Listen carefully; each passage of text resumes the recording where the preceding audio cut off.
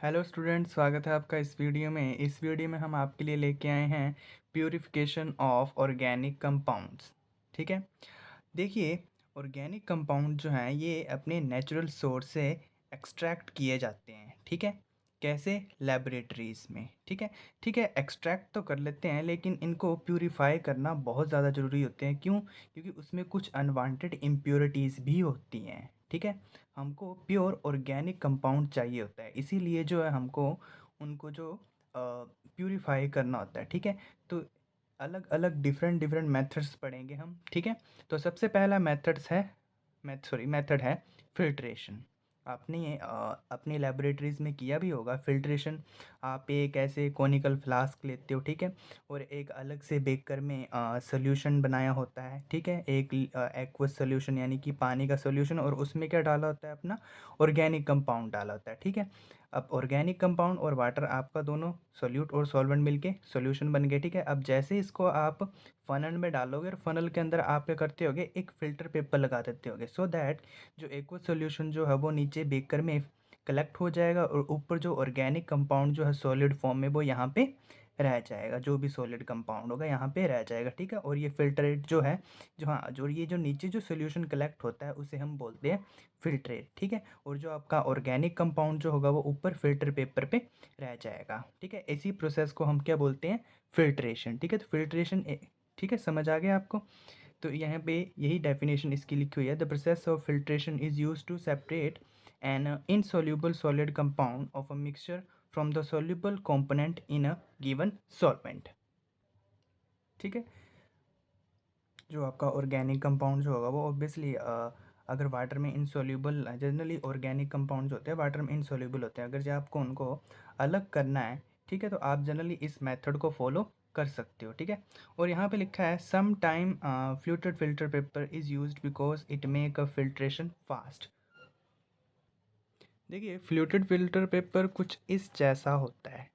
ठीक है, ऐसा फ़िल्टर पेपर भी हम यूज़ करते हैं। ठीक है, सो दैट कि जो इसमें जो फ़िल्ट्रेशन जो है वो काफ़ी फास्ट होती है। ठीक है, तो फ़िल्ट्रेशन के, सिंपल फ़िल्ट्रेशन के कुछ एग्जांपल है, जैसे mixture of anthracene and benzoic acid is separated by dissolving it into a hot water and filtering the hot solution. ठीक है, आप एक एंथ्रासीन एंड बेंजोइक एसिड का आप, ठीक है, तो आप मिक्सचर ले सकते हो एंथ्रासीन एंड बेंजोइक एसिड का।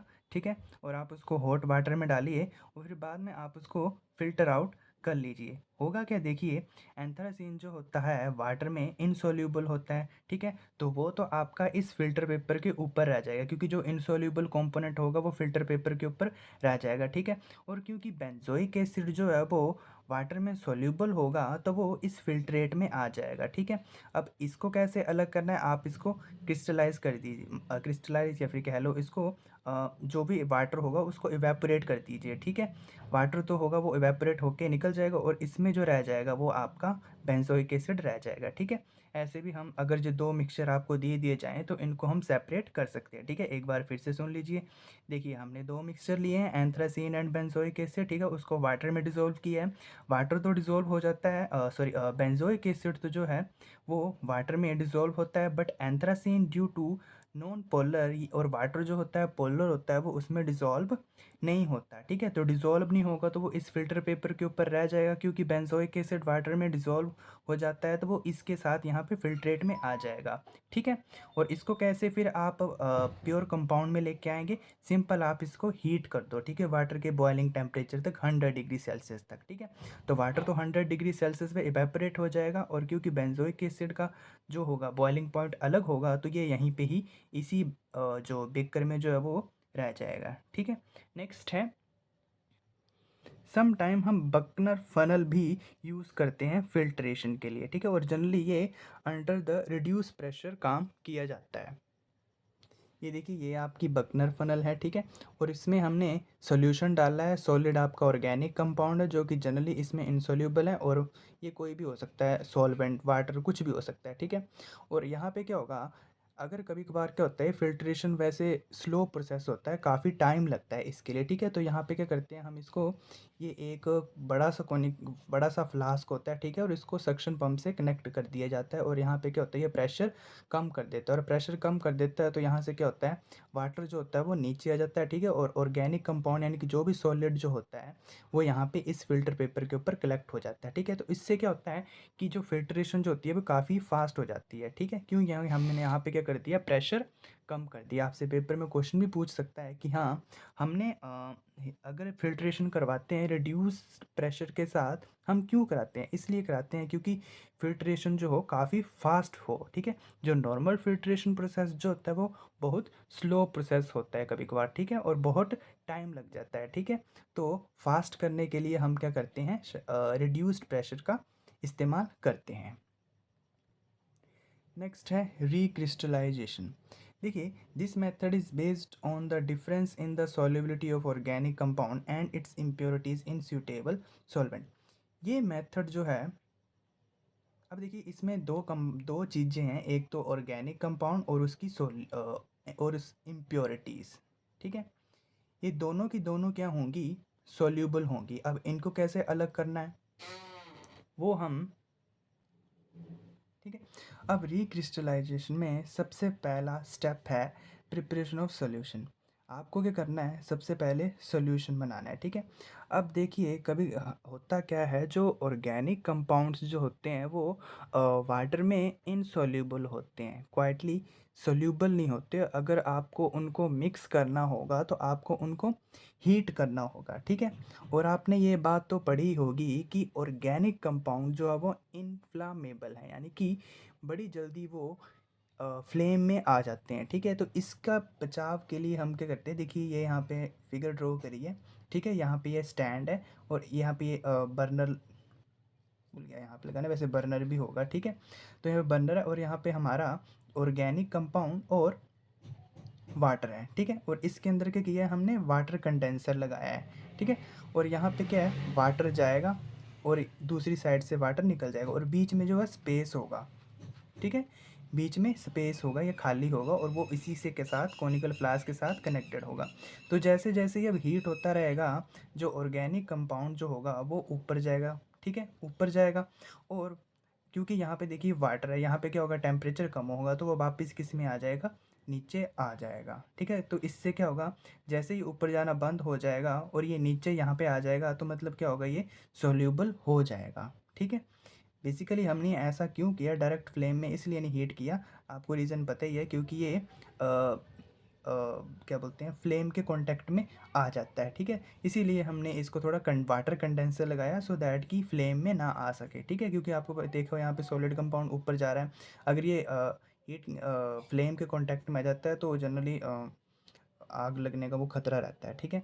तो जैसे जैसे ये ऑर्गेनिक कंपाउंड ऊपर, जहाँ तक जितनी कैपेसिटी होगी ऊपर जाएगा, फिर वापस यहाँ पे नीचे आ जाएगा, क्यों, क्योंकि यहाँ पे कूल हो जाएगा, क्योंकि एयर वाटर कंडेंसर लगाया हुआ है, ठीक है। कूल होगा, नीचे होगा, फिर यहाँ पे आएगा, फिर जो एनर्जी मिलेगी फिर ऊपर जाएगा, फिर यहाँ पे नीचे आएगा। तो कुछ ऐसा टाइम आया कि अब वो आगे ऊपर जा ही नहीं पाया, क्यों, क्योंकि वो जो ऑर्गेनिक कंपाउंड जो ऊपर जा रहा था वो अब इसमें डिसॉल्व हो चुका होगा, ठीक है। देखिए, आप सॉल्यूशन तो बाद में बनाओगे, लेकिन सबसे पहले आपको सॉल्वेंट भी पता होना चाहिए कि आप ऑर्गेनिक कंपाउंड तो ले रहे हो, बट उसको डिज़ोल्व किस में करोगे, ये एक्चुअली सबसे ज़्यादा इम्पोर्टेंट वर्क होता है इसमें, ठीक है।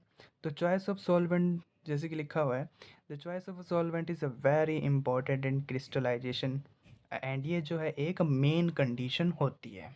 देखिए ये कुछ कंडीशंस लिखी हैं कि organic compound should be sparingly soluble at a room temperature but appreciably soluble at higher temperature. जो भी आप सॉल्वेंट सिलेक्ट करें, ऐसा सिलेक्ट करें कि उसमें जो आपका ऑर्गेनिक कंपाउंड जो है वो स्पेरिंगली मतलब थोड़ा सा पार्शली सोल्यूबल हो, ठीक है। और जैसे आप थोड़ा सा भी उसको हीट करें, या मतलब 10-15 डिग्री सेल्सियस आप उसको हीट करें तो वो उसमें क्या हो जाए, सोल्यूबल हो जाए, ठीक है। एंड दूसरा क्या है, the solvent should be crystallise on cooling, अगर जो आप उस सॉल्वेंट को थोड़ी देर कूल कर देते हो तो वो क्रिस्टलाइज फॉर्म में हो जाए। And the solvent should not dissolve the impurities, और ऐसा कोई सॉल्वेंट लें जो उसमें इम्प्योरिटीज़ जो हैं वो डिज़ोल्व ना हो। एंड लास्ट स्टेप है रिमूवल ऑफ सॉल्वेंट बिकम है easy if it is low boiling point. ठीक है, अब देखिए मैंने आपको ऐसा क्यों कहा कि ये जो सॉल्वेंट जो है काफ़ी इम्पोर्टेंट प्रोसेस होता है, आप ये एग्जाम्पल दे के समझिए। ठीक है, देखिए इस एग्जाम्पल से समझते हैं कि मैंने ऐसा क्यों कहा, ये क्रूशल है। देखिए हम एग्जाम्पल लेते हैं, हमने क्या लिया, सॉल्ट लिया और शुगर लिया, दोनों को मिक्स कर दिया। अब उनको सेपरेट करना है, तो कैसे सेपरेट करेंगे? उसके लिए सबसे पहले आपको सॉल्वेंट चाहिए होगा। अब सॉल्वेंट आप देखिए ये सोच रहे हो कि हाँ वाटर हम सिलेक्ट कर ले, नहीं, हम वाटर सिलेक्ट नहीं कर सकते। क्यों? क्योंकि वाटर में शुगर और सॉल्ट जो है वो दोनों सोल्यूबल होंगे। ठीक है, तो फिर कौन सा सॉल्वेंट लें? हम सॉल्वेंट लेंगे इथेनॉल। ठीक है, इथेनॉल में क्या होगा, जो आपका इथेनॉल में जो होगा आपका शुगर डिज़ोल्व हो जाएगा और सॉल्ट जो है वो इनसॉल्यूबल रहेगा।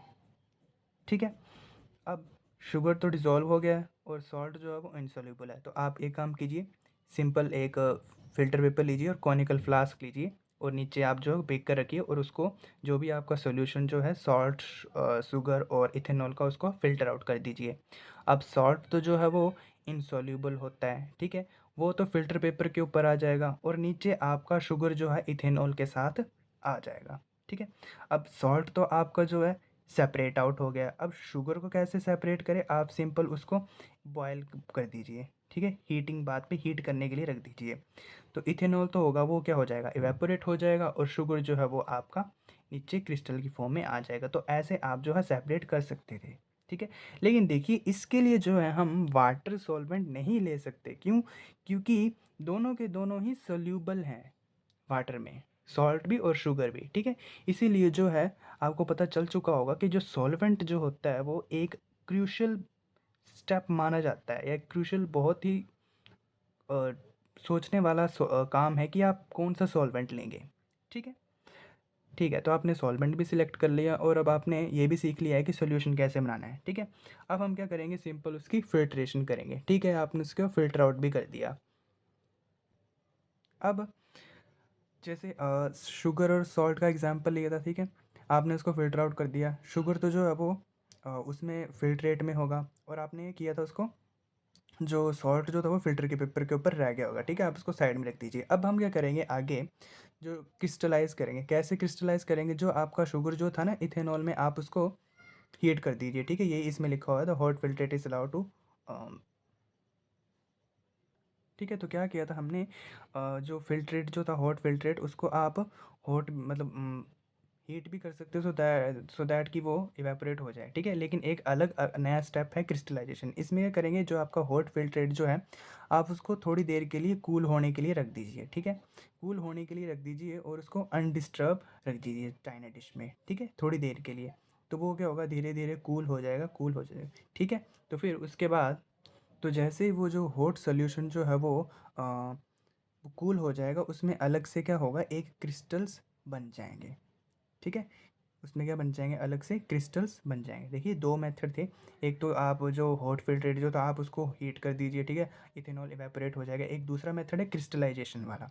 तो क्रिस्टलाइजेशन में आप क्या करेंगे, आप हॉट फिल्ट्रेट को कूल होने के लिए रख दीजिए और अनडिस्टर्ब रखिए। ठीक है, इसी आप चाइना डिश लीजिए, उसमें आप डालिए हॉट फिल्ट्रेट को, उसको कूल होने के लिए रख दीजिए। थोड़ी देर बाद क्या होगा, उसके क्रिस्टल बनने शुरू हो जाएंगे। फिर ठीक है, फिर आप उसको ये करिए, फिर आप उनको नेक्स्ट स्टेप क्या है, सुखाइए उनको क्रिस्टल्स को। ठीक है, सुखाने के लिए आप उसको ओवन में भी रख सकते हैं। ठीक है, या तो फिर जैसे कि ये था आपका फ़िल्टर पेपर, यहाँ पे सपोज कीजिए आपने जो होगा चाइना डिश में लिया होगा। ठीक है, उसको थोड़ा एक काम कीजिए, फ़िल्टर्स ही होंगे, आप उनको फ़िल्टर पेपर पे ऐसे करके डाल दीजिए। ठीक है, और उसमें फ़िल्टर पेपर के ऊपर रख के आप उसको ऐसे उसको प्रेस करके, या ठीक है कोई दूसरा फ़िल्टर पेपर उसके रख के करके आप उसको ड्राई कर सकते हैं। ठीक है, या तो फिर आप उसको ओवन में रख दीजिए। ठीक है, तो ड्राई क्रिस्टल हो जाएंगे। ठीक है, तो आपको वो जो होंगे आपके क्रिस्टल्स मिल जाएंगे ऐसे प्रोसेस से। ठीक है, और लास्ट है, कभी कभार क्या होता है कि क्रिस्टल्स जो होते हैं, अगर कलरलेस क्रिस्टल है तो उसमें कलर आ जाते हैं, तो यानी कि उसमें क्या था, इम्प्योरिटीज़ थी। ठीक है, तो उसके लिए हम क्या करते हैं, सारा का सारा प्रोसेस जो है वो दोबारा से करना पड़ता है। आपको उसको फिर से सॉल्वेंट में डालना पड़ेगा, फिर से उसको हीट करना पड़ेगा, फिर से उसको फ़िल्टर करना पड़ेगा, और जो फ़िल्ट्रेट जो उसको थोड़ी देर के लिए कूल होने के लिए रखना पड़ेगा, ठीक है। और फिर क्या कर हम करेंगे, कूल होने से पहले हम क्या, ठीक है, कूल होने के लिए रखेंगे। और फिर भी अगर जो नहीं हो रहा है, फिर भी अगर जो आपका कलर नहीं रिमूव हुआ, तो आप क्या करिए, फिर से उसको सॉल्वेंट में डाल दीजिए, और उसमें क्या करिए, आप चारकोल डाल दीजिए, ठीक है। चारकोल क्या करेगा, कलर को एब्जॉर्ब कर लेगा, ठीक है।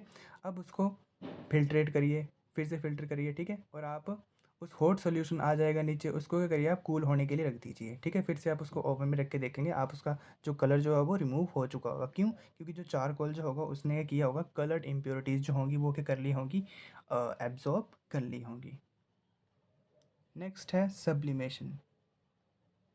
डेफिनेशन क्या है, certain organic solid on heating directly change from solid into vapour without passing through liquid state, and such a substance are called sublimable and this process is called sublimation, ठीक है। कुछ ऐसे ऑर्गेनिक सॉलिड होते हैं जो कि liquid state में नहीं जाते, बल्कि डायरेक्ट आप उनको हीट करोगे तो वो किस में चले जाएंगे, अपनी जो सॉलिड स्टेट से वो डायरेक्ट गैसीय स्टेट में चले जाएंगे, ठीक है।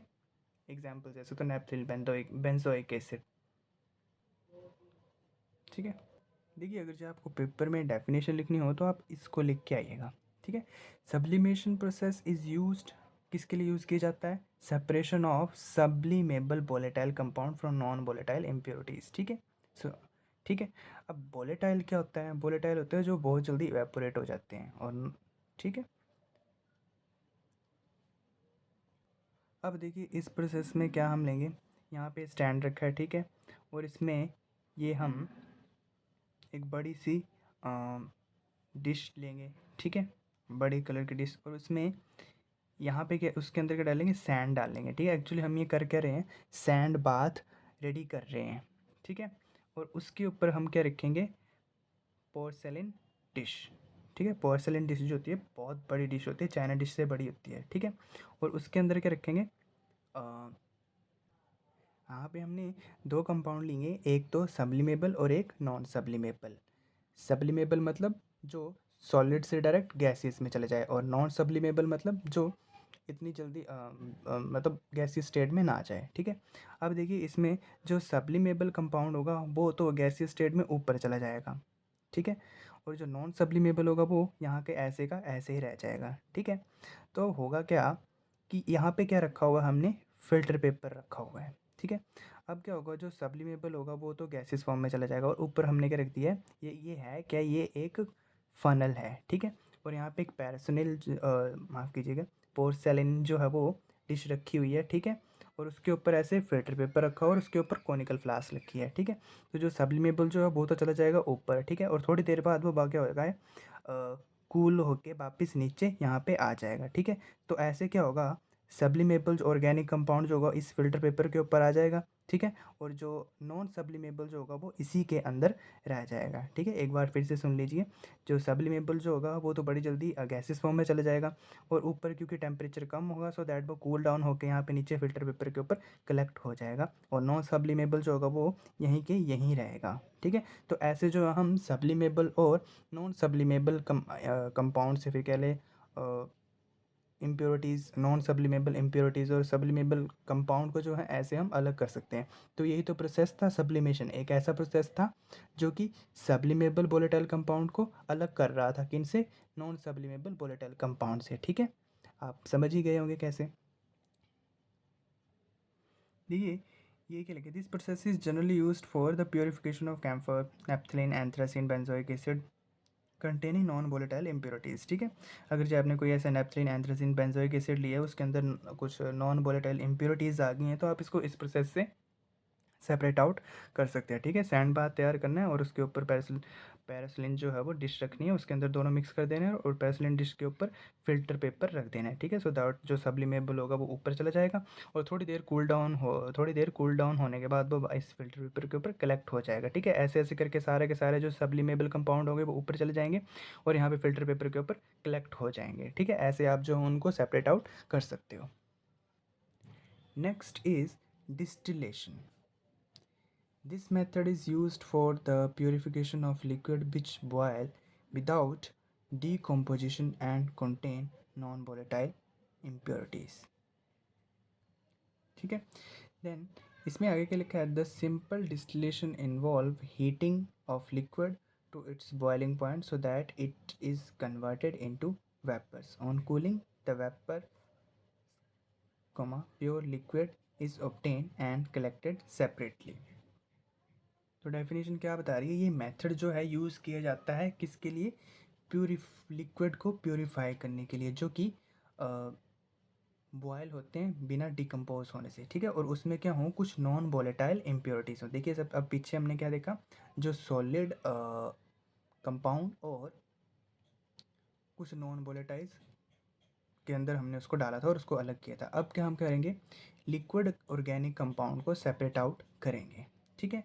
तो इसमें क्या है, सेम प्रोसेस समझ लीजिए, प्रोसीजर। इसमें क्या किया है हमने, सेम यहाँ पे बर्नर लिया है, हीट किया है, ठीक है, और पेरिसिलिन डिश ली हुई है, ठीक है, और इसमें क्या किया, अब हम इसको वाटर बाथ में हीट कर रहे हैं, ठीक है, और इसमें क्या है, आपका लिक्विड ऑर्गेनिक कंपाउंड भी है, ठीक है, और जो इम्प्योर लिक्विड है वो भी है, ठीक है।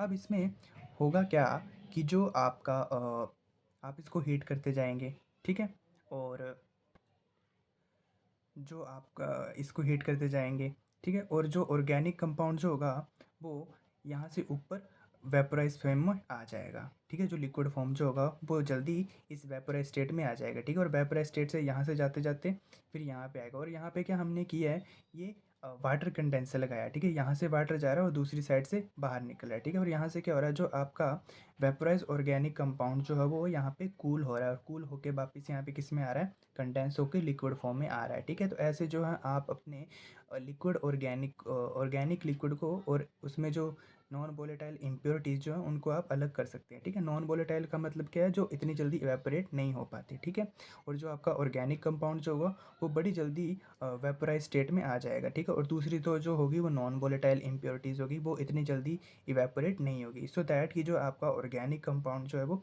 जल्दी वेपोराइज स्टेट में आ जाएगा, और वेपोराइज स्टेट में जाने के बाद वो यहाँ पे जाएगा वाटर कंडेंसर में, कूल डाउन होगा, कूल होने के बाद ये वापस लिक्विड में, प्योर लिक्विड जो है आपका आ जाएगा, ठीक है। तो ऐसे जो है आप डिस्टिलेशन से अलग कर सकते हैं, ठीक है। तो ये जो दिस मेथड, यहाँ पे देखिए जो ये क्या लिखा है, this method can also used for separating liquid having a sufficient different in their boiling point, ठीक है। देखिए आप इस मेथड से सिर्फ उन्हीं ही लिक्विड को अलग कर सकते हैं जिनके बॉइलिंग पॉइंट में जो हो काफ़ी ज़्यादा डिफरेंस हो। अगर जो बॉइलिंग पॉइंट में डिफरेंस कम होगा, यानी कि ये कह लो नियरली सेम टू सेम होगा, तो वो काफ़ी जल्दी हीट करने के मतलब थोड़ी देर, जैसे कि सपोज कीजिए आप दो लिक्विड ले रहे हैं, उनको मिक्स कर दिया, लिक्विड ए और लिक्विड बी, ठीक है, लिक्विड ए का जो बॉइलिंग पॉइंट जो है वो 102 डिग्री सेल्सियस है, और लिक्विड बी का जो बॉइलिंग पॉइंट जो 104 डिग्री सेल्सियस है, ठीक है। तो होगा क्या, जैसे ही आप उनको हीट करेंगे ये दोनों के दोनों वेपोराइज स्टेट में आ जाएंगे, तो अगर ये दोनों ही वेपोराइज स्टेट में आ गए तो आप सेपरेट आउट कैसे करेंगे, ठीक है। तो इसीलिए जो है बॉइलिंग डिफरेंस जो है वो ज़्यादा होना चाहिए, ठीक है। काइंड ऑफ कह ले, अगर जो ए का जो बॉइलिंग डिफरेंस 100 डिग्री है, तो दूसरे का जो है 200 या मतलब 50 या 60 के रेंज में होना ही चाहिए डिफरेंस, सो दैट कि आप उनको ऐसे सेपरेट आउट कर सकते हैं, कर पाएँ, ठीक है। अगर ये बॉइलिंग टेम्परेचर ही सेम आ गया तो फिर तो ऐसे वो सेपरेट आउट नहीं हो रहे, ठीक है। डिस्टिलेशन जो है मतलब ही यही होता है कि चेंज इन टेम्परेचर, ठीक है। तो आप इसको टेम्परेचर के डिफरेंस की हेल्प से आप उनको ऐसे सेपरेट आउट कर सकते हैं। अब जैसे कि आगे लिखा है, object of simple distillation, separate volatile liquid from non volatile impurities and separate liquid having sufficient difference in boiling point, ठीक है। ये डिस्टिलेशन प्रोसेस जो तभी यूज़ किया जाता है, जैसे कि मैंने पहले भी बता दिया कि आपको जो बॉइलिंग पॉइंट में जो है डिफरेंस आना चाहिए, ठीक है। और एग्जाम्पल देखिए, इस प्रोसेस से हम कौन कौन से ऐसे कंपाउंड्स को जो है सेपरेट कर सकते हैं। सबसे पहला है क्लोरोफॉर्म, इसका बॉइलिंग पॉइंट कितना है, 344 केल्विन, एंड नेक्स्ट एलिनिन, इसका कितना है 457। देखिए टेम्परेचर रेंज काफ़ी ज़्यादा है, ठीक है। और नेक्स्ट है ether and toluene, then benzene and aniline. ये आपको कुछ एग्जांपल जो है रिमेंबर रखने चाहिए। आपसे पेपर में पूछ लिया जाता है कि आप क्लोरोफॉर्म एंड एनिलीन को कौन से मेथड से जो है आप सेपरेट करोगे, ठीक है। अभी तो आप बता दोगे कि हाँ डिस्टिलेशन से करोगे, बट ये ध्यान रखना, ठीक है। अब देखिए नेक्स्ट है फ्रैक्शनल डिस्टिलेशन। नेक्स्ट है फ्रैक्शनल डिस्टिलेशन। ये क्या बोलते हैं, this process is use to separate a mixture of two और more miscible liquid with have a boiling point close to each other. आपको पता चल गया होगा कि ये किस लिए यूज़ किया जाता है, जब दो लिक्विड जो है आपस में मिसिबल हो, ठीक है, यानी कि कह लो काइंड ऑफ सोल्यूबल हो, और उनका बॉइलिंग पॉइंट जो हो एक दूसरे के पास काफ़ी मतलब काफ़ी क्लोज हो उनका बॉइलिंग पॉइंट। आपको ये पता चल ही गया होगा कि ये मेथड आया क्यों है, ठीक है। क्वेश्चन भी जैसे मैंने यहाँ पे लिखा हुआ है, तो इसीलिए आया है क्योंकि जो आपने पुराना अभी पढ़ के आए हो उसमें क्या है, जो आपका जो अगर जो टेम्परेचर डिफरेंस काफ़ी क्लोज हो तो उनको वो सेपरेट आउट नहीं कर सकता, ठीक है। इसीलिए जो है हम इसको फ्रैक्शनल डिस्टिलेशन से लेके आए हैं, ठीक है। नेक्स्ट मेथड इसका ज़रा ये देखिए, फिगर से समझिए इसको। देखिए इस मेथड में क्या किया है हमने, ये एक बड़ी सी फ्लास्क ली है, ठीक है, एक सर्कुलर फ्लास्क ली है, इसमें क्या ऑयल लिया है, ठीक है, इस ये बड़े से बॉक्स में, ठीक है। और इसको ऑयल बात में हम क्या कर रहे हैं, इसको हीट कर रहे हैं, ठीक है। और इसके ऊपर आप देख रहे हैं ये कॉलम टाइप का जो है एक बड़ा सा हमने इसके ऊपर सेट किया हुआ है। क्यों सेट किया हुआ है, ताकि जो है हीट जो है एक्सचेंज हो सके। अब हीट एक्सचेंज होने का क्या मतलब है, आपको पता ही है कि ये मेथड हमने क्यों इस्तेमाल कर रहे हैं, क्योंकि टेम्परेचर डिफरेंस काफ़ी कम है, ठीक है। तो होगा क्या, अगर जो टेम्परेचर डिफरेंस काफ़ी कम होगा, ठीक है, तो यहाँ पे अब देखिए जिसका टेम्परेचर कम होगा वो बहुत जल्दी इवेपोरेट होके ऊपर चला जाएगा, और जिसका टेम्परेचर बॉइलिंग बॉइलिंग पॉइंट जो है वो कम होगा वो यहाँ पे नीचे रह जाएगा, और जिसका ज़्यादा होगा बॉइलिंग पॉइंट वो ऊपर निकल जाएगा, ठीक है। तो जैसे कि सोचिए एक है जिसका बॉइलिंग पॉइंट जो है वो कम है, मैंने शायद पहले उल्टा बोल दिया, देखिए एग्जाम्पल से समझिए, ठीक है। ए है जिसका बॉइलिंग टेम्परेचर जो है वो कम है, ठीक है। अगर जब बॉइलिंग टेम्परेचर कम है, से सोच कीजिए ये ए है, ठीक है। ए इवेपोरेट होके जाएगा ऊपर, ठीक है, फिर ऊपर जाएगा, क्योंकि उसके पास बॉइलिंग टेम्परेचर कम है, तो आप ये समझिए उसको एनर्जी भी जो होगी वो कम मिली होगी, हीट एनर्जी जो होगी कम मिली होगी, और हीट एनर्जी कम मिली होगी। अभी ये देखिए यहाँ पे सराउंडिंग में क्या है, एयर, मतलब टेम्परेचर क्या हो गया, कम हो गया, ठीक है। टेम्परेचर क्या हो गया, कम हो गया, तो वो क्या होगा, वापस यहाँ पे नीचे आ जाएगा, ठीक है। और फिर क्या होगा, फिर नीचे आएगा, लेकिन नीचे यहाँ पे पहुँच नहीं पाएगा। क्यों नहीं पहुँच पाएगा, क्योंकि नीचे से कॉन्टीन्यूसली इसका सेम वाला सेम इसका ए कंपोनेंट का दूसरा कंपोनेंट आ रहा होगा, वो क्या करेगा, इसको एनर्जी दे देगा, ठीक है। तो ये और ऊपर चला जाएगा, ठीक है। अब देखिए जैसे जैसे धीरे इसकी एनर्जी क्या हो जाएगी, कम होती जाएगी, ये वापस नीचे गिरने चला जाएगा। लेकिन इसी का ही सेम कंपोनेंट और ऊपर आएंगे तो उसको एनर्जी प्रोवाइड करते जाएंगे, सेम एनर्जी प्रोवाइड करते जाएंगे, ऐसे ऊपर जाते जाएंगे, एंड सो ऑन। ऐसे हीट एक्सचेंज जो है प्रोसेस जो होगा वो क्या होगा, वो चलता रहेगा, ठीक है। और वो ऐसे कर करके जो है आपके जो जो जिसका बॉइलिंग टेम्परेचर कम होगा वो ऐसे यहाँ पे आके सेपरेट आउट हो जाएगा, ठीक है। और जिसका बॉइलिंग टेम्परेचर ज़्यादा होगा उसको टेम्परेचर भी ज़्यादा लगेगा बॉयल होने के लिए, ठीक है।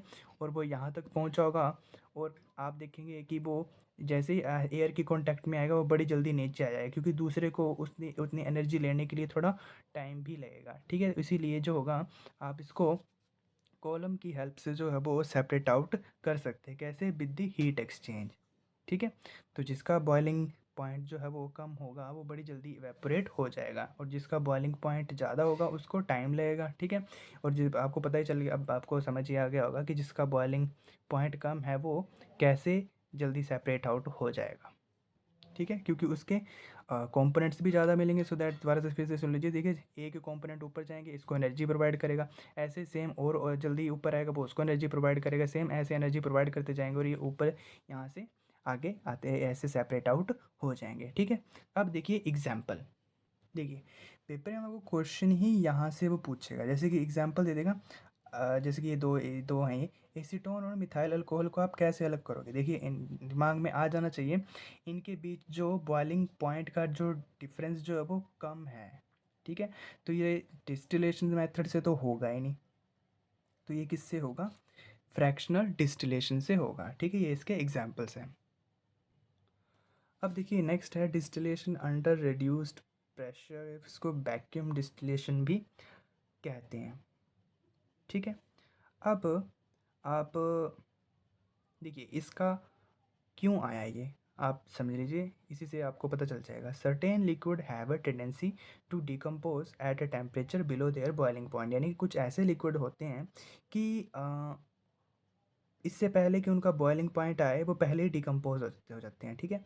तो ऐसे लिक्विड को जो है ऑर्डिनरी जो डिस्टिलेशन जो आप मेथड पढ़ के आए हो, वहाँ से उनको सेपरेट आउट करना मुश्किल हो जाता है, ठीक है। इसीलिए हमने ये किया, वैक्यूम डिस्टिलेशन जो है वो यूज़ किया, ठीक है।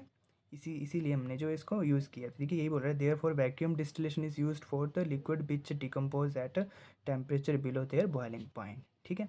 सो अब इसमें क्या होगा, इसमें होगा क्या, under reduced pressure the liquid which boil at a low temperature and temperature of decomposition will not be reach, ठीक है। अब देखिए क्या होगा, ऐसे लिक्विड जो कि बॉयल होने से पहले डिकम्पोज हो जाते थे, हम ऐसा कर देते हैं कि उनका जो बॉइलिंग टेम्परेचर जो है वो ही कम कर देंगे।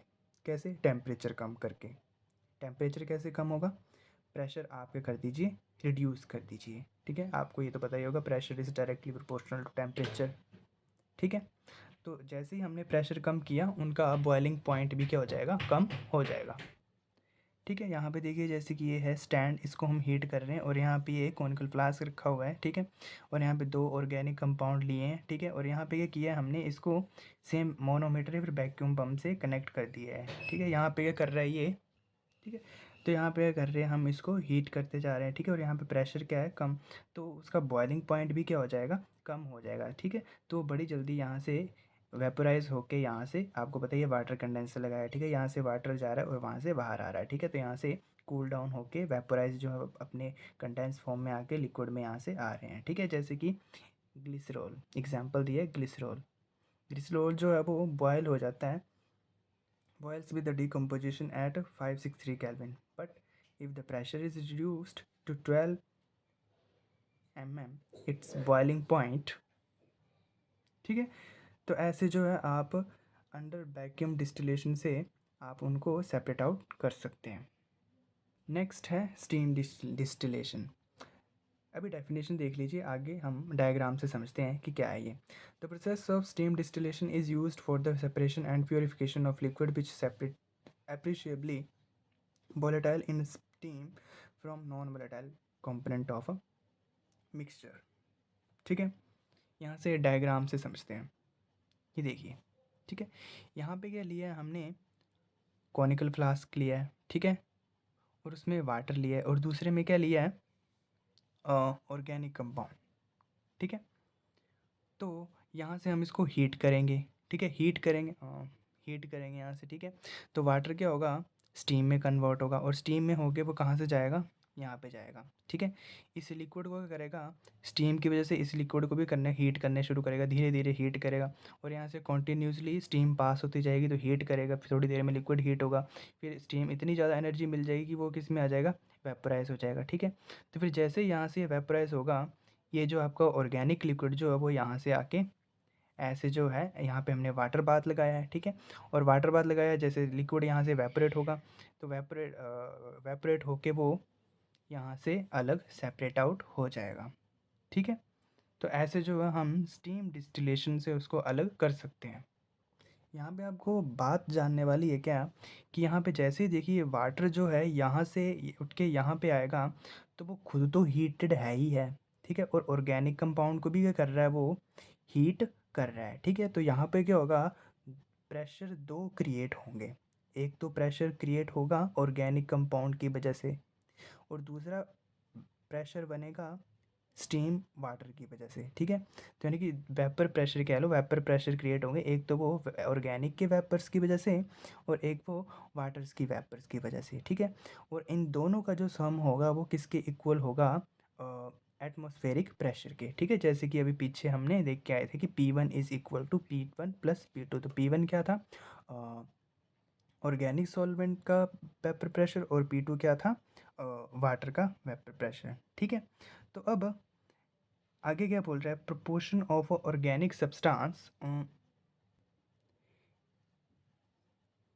इतना ध्यान में रखिएगा, जो अभी हमने ऊपर यहाँ पे जो लिक्विड जो लिया था, ऑर्गेनिक लिक्विड, उसमें 2 कंपोनेंट्स थे, ठीक है। तो कोई एक कंपोनेंट जो था वो वाटर में सोल्यूबल था और दूसरा जो था इनसोल्यूबल था, ठीक है। जो इनसोल्यूबल जो था वो यहाँ से उठ के यहाँ पे आ गया, और वो जो तो बाकी जो था वो वाटर के में यही वाटर्स के साथ ही रहेगा, ठीक है। वो यहाँ पे अलग नहीं होगा, ठीक है। तो अब यहाँ से आगे क्या लिखा है,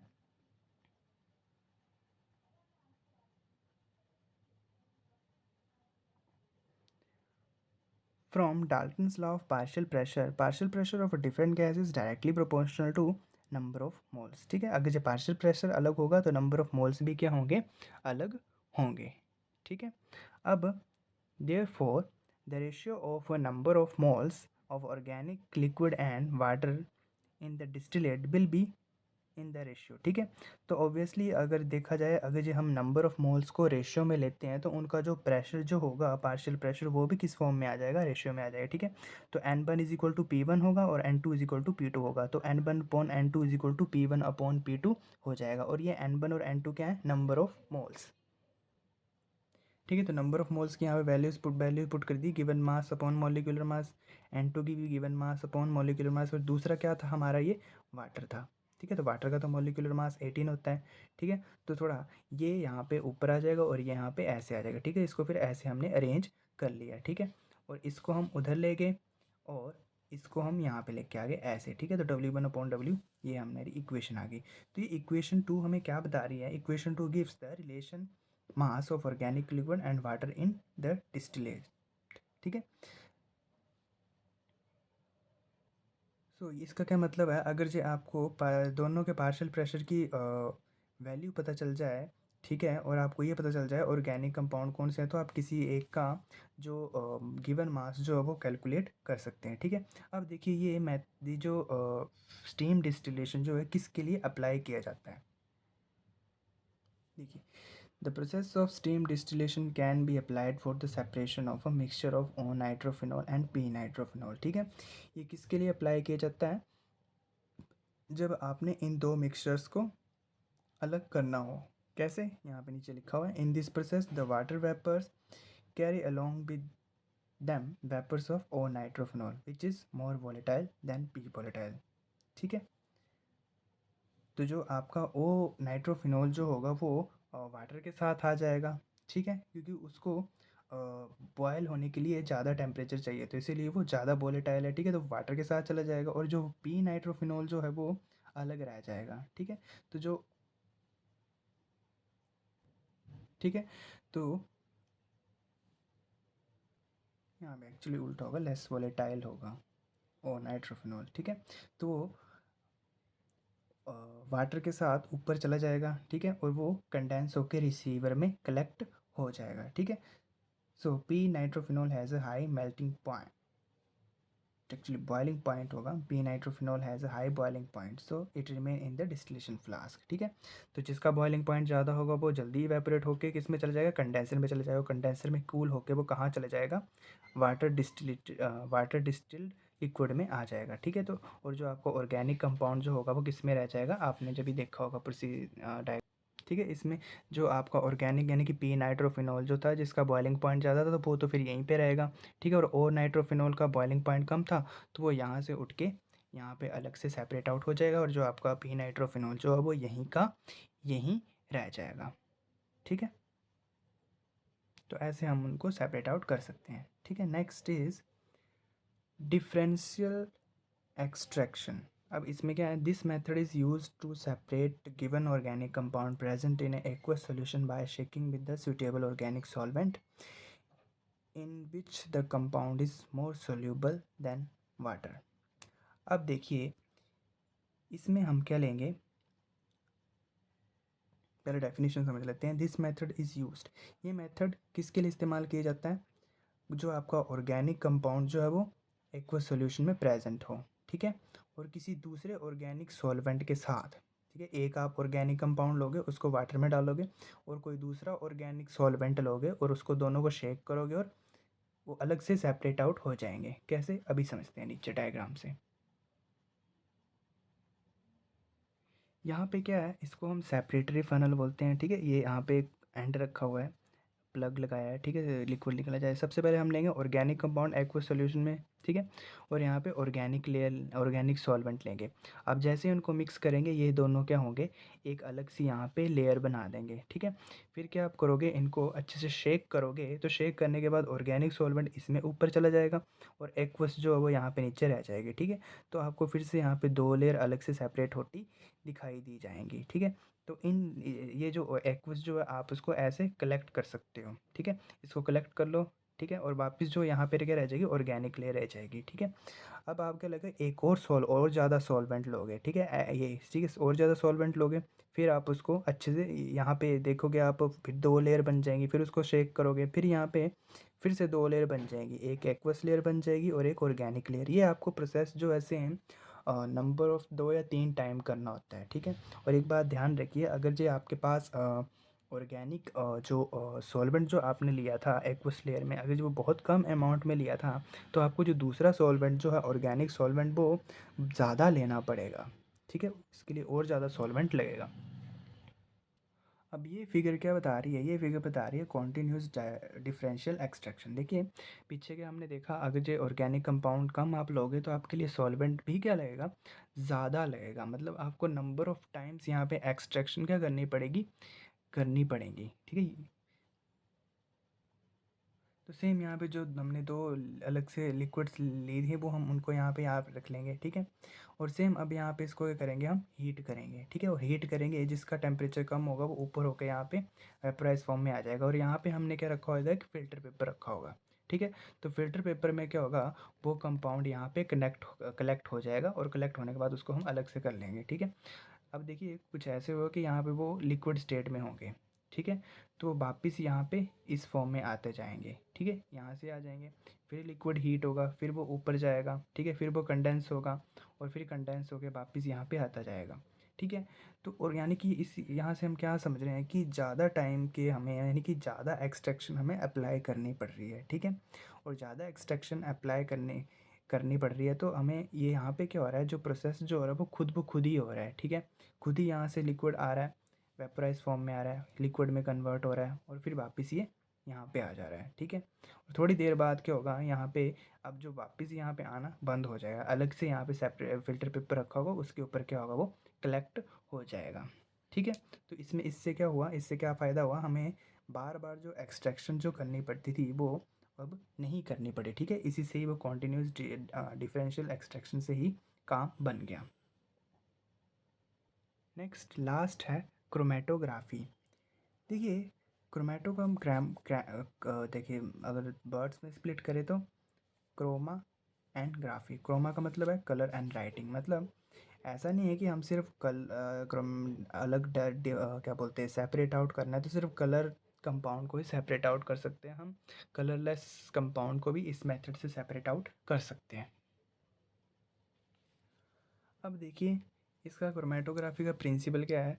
the technique of chromatography is based on the difference in the rates at which the component of a mixture move through porous medium under the influence of some solvent or gas।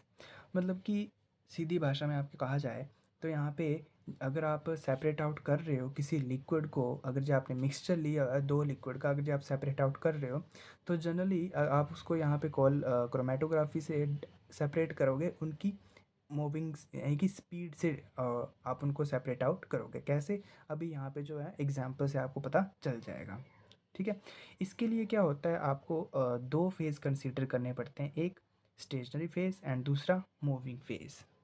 ठीक है, तो stationery phase जो होता है वो generally solid रहता है, और जो मूविंग फेज़ जो होता है वो होता है लिक्विड।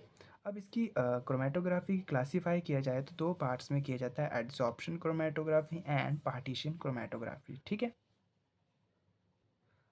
एडसॉर्प्शन क्रोमेटोग्राफी में क्या है, it is based on the fact that different compounds are absorbed on an adsorbent to different degrees. ठीक है, अलग अलग ऑर्गेनिक लिक्विड जो होंगे वो एड्सॉर्ब होंगे। ठीक है, और अलग अलग डिफरेंट डिफरेंट डिग्रीज पे वो एड्सॉर्ब होंगे, और ऐसे हम उनको सेपरेट आउट कर लेंगे। कैसे, अभी पता चल जाएगा। अब जो ये एडसॉर्प्शन क्रोमेटोग्राफी जो है ये 2 टाइप्स की है, कॉलम एंड थिन लेयर। अब देखिए कॉलम क्रोमेटोग्राफी में हम क्या लेंगे, ऐसे ही ब्यूरेट टाइप का एक कॉलम होता है, उसको क्या लेंगे हम, एक सॉलिड टाइप का एड्सॉर्बेंट लेंगे। ठीक है, जैसे कि एल्यूमिनियम सिलिका, जनरली हम सिलिका लेते हैं, उसको पूरा क्या कर देंगे, फिल कर देंगे। ठीक है, फिल करने से पहले ध्यान रखिए हम यहाँ पे कॉटन का प्लग भी लगाते हैं।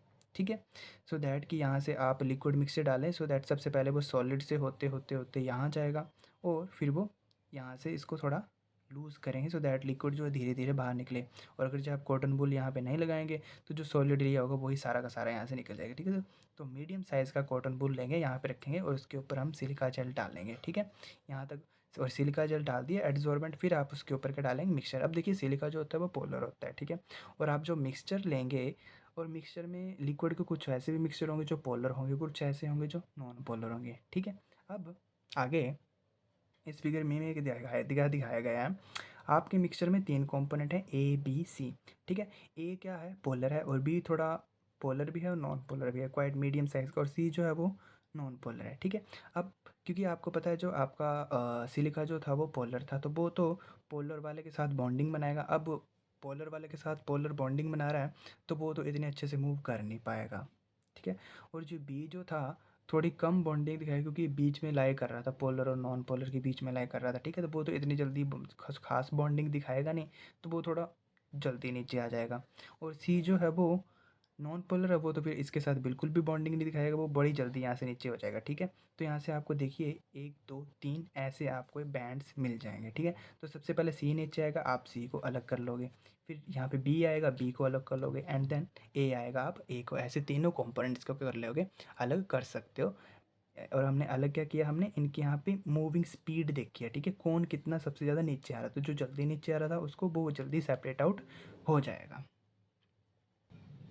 तो इसकी एप्लीकेशन क्या है, this method has been use to separate ortho and para nitro anilines, to separate blue and red dyes, to separate and purify plant pigments and other natural products. Next is thin layer chromatography. अब देखिए इसको TLC भी बोलते हैं। This method is involve the separation of substance of mixture or a thin layer of adsorbent coated with our plate. ठीक है, इसमें क्या होता है, एक प्लेट लेते हैं, ठीक है, और उसके ऊपर थोड़ा पेंट एडसॉर्बेंट हम कर देते हैं। ठीक है, and in this method a thin layer about 0.2 mm thick of an adsorbent material is spread over a glass plate of a suitable size as a stationary phase and the plate is called a thin layer। एक plate लेंगे, ठीक है, उसको हम thin layer बोलेंगे। ठीक है, या फिर इसको क्रोमा प्लेट भी बोलते हैं। ठीक है, अब देखिए इसका देख लेते हैं डायग्राम से, आपको अच्छे से समझ आ जाएगा, वहाँ से समझ लेते हैं। इसमें क्या देखिए, ये यहाँ पे बेक कर लिया है। ठीक है, इसमें हमने सॉल्वेंट डाला हुआ है। ठीक है, और यहाँ पे क्या रखा हुआ है, एडजॉर्बेंट। ठीक है, और अब इस एडजॉर्बेंट में क्या किया है हमने, सबसे पहले सपोज एग्जांपल के लिए समझिए, ठीक है, ऐसा सपोज कीजिए हमने एक पेपर लिया है। ठीक है, एक क्रोमा प्लेट लिया है, इसको हमने यहाँ पे एक लाइन लगाई पेंसिल से। ठीक है, और पेंसिल यूज़ करते हैं, ठीक है, इसमें। और हम क्या लेंगे, विद द कैपिलरी ट्यूब यहाँ पे 2-3 स्पॉट्स लगा देंगे। ठीक है, और इसको क्या करेंगे, बेकर में ऐसे डिप कर देंगे इसको।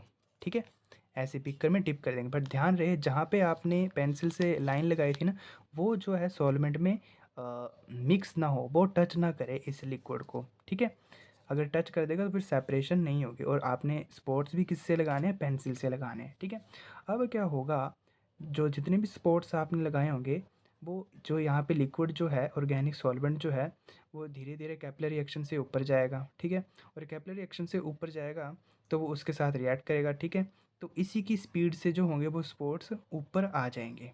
ठीक है, कुछ ऐसे स्पॉट्स होंगे जो कम मूव करेंगे, थोड़े स्लो मूव करेंगे, कुछ ऐसे होंगे जो फास्ट मूव करेंगे, कुछ ऐसे होंगे जो वो बहुत ही धीरे धीरे मूव कर पाएंगे। ठीक है, और एक जनरली यहाँ पे अच्छा पूछ सकता है क्वेश्चन कि यहाँ पे सेपरेशन होती कैसी है। यहाँ पे जो सेपरेशन होगी वो पोरस क्या कहें, एड्जॉर्प्शन के ऊपर डिपेंड करेगा। ठीक है, जो इस प्लेट के ऊपर ज़्यादा जल्दी एड्जॉर्ब हो जाएगा वो वहीं के वहीं अटैच हो जाएगा, और जो थोड़ा जो थोड़ा धीरे एड्जॉर्ब होगा वो ज़्यादा ऊपर तक चल जाएगा। ठीक है, जैसे कि सपोज कीजिए यहाँ पे स्पोर्ट्स ABC थे। ठीक है, स्पोर्ट 8 जो था वो बड़ी जल्दी एब्जॉर्ब हो गया, यहाँ पे स्पोर्ट B जो वो थोड़ा देर बाद एब्जॉर्ब होगा तो वो यहाँ पे आ जाएगा, देन स्पोर्ट्स C जो है वो यहाँ पे आ जाएगा। ठीक है, तो ऐसे आपको वो जो है स्पोर्ट अलग से मिलेगा। अब देखिए कुछ है स्पोर्ट्स आपको ऐसे ही नहीं मिल जाएंगे, एक अलग से सॉल्वेंट भी बनाना पड़ता है। ठीक है, तो जब आप इस फ़िल्टर पेपर जो भी है आपका क्रोमा पेपर, उसको आप सॉल्वेंट में डिज़ोल्व करेंगे तब जाके आपको यहाँ पे अलग से स्पॉट मिलेंगे 1 2 3। ठीक है, फिर आप उनको क्या करेंगे, उन स्पॉट्स का यहाँ पे एक अलग से लाइन लगा दोगे, देख लोगे कि सपोज़ करो यहाँ तक जो है आपका सॉल्वेंट राइज़ किया था, ठीक है? और आपको जैसे वाटर में डालेंगे आपको यहाँ और यहाँ स्पॉट्स मिल गए, ठीक है? तो आपको क्या करना पड़ता है, ये बेस लाइन का यहाँ से जहाँ से ये था नॉर्मल लाइन जो थी, ठीक है? यहाँ पे आपने स्पॉट लगाए थे, तो यहाँ से लेकर यहाँ तक आपका डिस्टेंस नोट करना होता है और स्पॉट का डिस्टेंस कितना स्पॉट ने यहाँ से लेकर यहाँ तक डिस्टेंस मूव किया है, ठीक है? ठीक है? हमको क्या करना होता है, इसमें आरएफ वैल्यू फाइंड आउट करनी होती है, ठीक है? तो आरएफ वैल्यू का फॉर्मूला क्या होता है, आप आरएफ वैल्यू बोलिए फिर रिटेंशन फैक्टर बोलिए, ये क्या होता है, distance moved by the solvent from the base line divided by distance moved by, माफ़ कीजिएगा, distance moved by the substance from the base line divided by distance moved by the solvent from base line, ठीक है? जैसे कि देखिए आपने R F निकालनी, suppose कीजिए ए की, ठीक है? तो यहाँ पे देखिए आपका सपोज कीजिए स्पोर्ट ए जो है वो यहाँ तक मूव किया था, ठीक है? आर एफ वैल्यू कैसे निकालेंगे, ये जो था पूरी की पूरी उस सॉल्वेंट की यहाँ तक राइज़ किया था, सपोज कि सॉल्वेंट कितना राइज़ किया वाई और स्पोर्ट ए कितना मूव किया एक्स तक, ठीक है? तो यहाँ पे आपका वाई डिस्टेंस सॉल्वेंट राइज़ किया था और एक्स डिस्टेंस जो था वो आपका स्पोर्ट ए राइज़ किया था। तो आर एफ वैल्यू कैसे निकालनी है, सब्सटेंस का डिस्टेंस कितना किया एक्स और सॉल्वेंट का कितना किया वाई जो भी है एल, ठीक है? यहाँ पे इस यहाँ से इस फिगर से देख लेते हैं, ये ए जो था सॉल्वेंट, ए जो था ए डिस्टेंस सॉल्वेंट सब्सटेंस ने राइज़ किया और बी डिस्टेंस जो था, सॉरी एल डिस्टेंस जो है सॉल्वेंट ने। तो ए कितना राइज़ किया था, ए इसकी जितना भी डिस्टेंस होगा सेंटीमीटर डिवाइडेड बाय सॉल्वेंट कितना राइज़ किया ये एन, ठीक है? और बी कितना किया, बी ने कितना डिस्टेंस ट्रैवल किया डिवाइडेड बाय और इस सॉल्वेंट ने कितना किया एल, ठीक है? तो जनरली जो आर एफ वैल्यू जो होती है अलग अलग सॉल्वेंट जो कि आपका कंपाउंड जो है अलग अलग होती है, ठीक है? इनका एक टेबल ही बना होता है, उसको हमें कंपेयर करना होता है, ठीक है? कभी कभार क्या होता है आपको स्पॉट्स नहीं दिखते, तो स्पॉट्स को नहीं दिख रहे हैं अगर जो आपको सॉल्वेंट में है तो आपको उसको यूवी लाइट में देखना पड़ता है, ठीक है? वहाँ से फिर हम इनकी R F value note down करते हैं। नेक्स्ट है पार्टीशन क्रोमेटोग्राफी। नेक्स्ट स्टेप, ये पार्टीशन में क्या है, it is based upon the difference in the tendency of a substance to distribute or partition between two phase. Paper chromatography is a type of partition chromatography in which the adsorbent column is a paper strip। अब देखिए इस figure से ही आपको सारा समझ आ जाएगा, ठीक है? ये बीकर लिया हुआ है, ठीक है? और इसके अंदर क्या लिया है हमने, सॉल्वेंट लिया है और यहाँ पे स्पॉट्स लगाए हैं। सेम यहाँ पे सॉल्वेंट जैसे जैसे ऊपर आएगा स्पॉट्स जो है इसी सॉल्वेंट के साथ ऊपर आता जाएगा, ठीक है? फिर आप इसको उठाओगे और अगेन किसी दूसरे सॉल्वेंट लिया होगा, डेवलपिंग सॉल्वेंट, ठीक है? वो जनरली लैब में बन जाता है, तो उसके अंदर डिप करके हमको ये जो है स्पॉट्स वो मिल जाएंगे। सेम इसकी भी हम यहाँ पे आर एफ वैल्यू जो है वो कैलकुलेट कर लेंगे, ठीक है? तो ऐसे जो है हम उनको सेपरेट आउट कर सकते हैं, ठीक है? तो ये लिखा हुआ है it is a special type of paper known as a chromatography paper. यहाँ पे जो पेपर जो यूज़ किया जाता है क्रोमेटोग्राफी की एक स्पेशल टाइप पेपर होता है, ठीक है? Which contain water trapped in it, ठीक है? तो जो वाटर जो होता है ट्रैप कर, एक्चुअली ये करता क्या है, ये जो सॉल्वेंट को जो है ट्रैप करता जाता है, ठीक है? इसके अंदर ना अलग अलग से पोरस मतलब छेद बने होते हैं छोटे छोटे छोटे छोटे छोटे छोटे छोटे, ठीक है?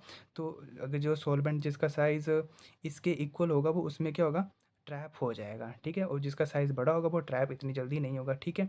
तो यहाँ से क्या होता है हम इनको ऐसे सेपरेट आउट कर सकते हैं, जैसे सपोज कीजिए 3 स्पोर्ट्स थे ए बी सी, ठीक है? ए का कम था, बी का ज़्यादा था, सी का ज़्यादा था, ठीक है? तो ए का जो अगर सपोज कीजिए ए का साइज़ यहाँ पे इक्वल होगा तो वो यहाँ पे ट्रैप हो जाएगा और बी का जो होगा यहाँ पे इक्वल होगा तो वो यहाँ पे ट्रैप हो जाएगा, देन सी यहाँ पे, ठीक है? तो ऐसे जो हम उनको सेपरेट आउट कर सकते हैं, ठीक है? तो और कुछ ऐसे हम यहाँ पे कंपाउंड्स भी होते हैं कि इनकी हम उनको स्पीड के ऊपर भी डिफरेंशिएट कर हो जाते हैं यहाँ पे, ठीक है?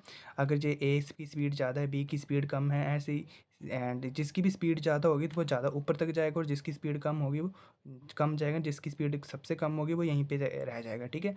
तो हम यहाँ पे क्या होता है कभी कभार इनको इनकी मूवमेंट के ऊपर भी हम अलग कर सकते हैं, सेपरेट आउट कर सकते हैं, ठीक है? तो इस वीडियो में फ़िलहाल इतना ही, ठीक है? वीडियो अच्छी लगी हो, आपको यहाँ पे समझ आया हो, एक भी अगर जो आपको टॉपिक है समझ आया हो तो चैनल को सब्सक्राइब कीजिएगा और अपने दोस्तों के साथ शेयर कीजिएगा। वीडियो देखने के लिए थैंक यू।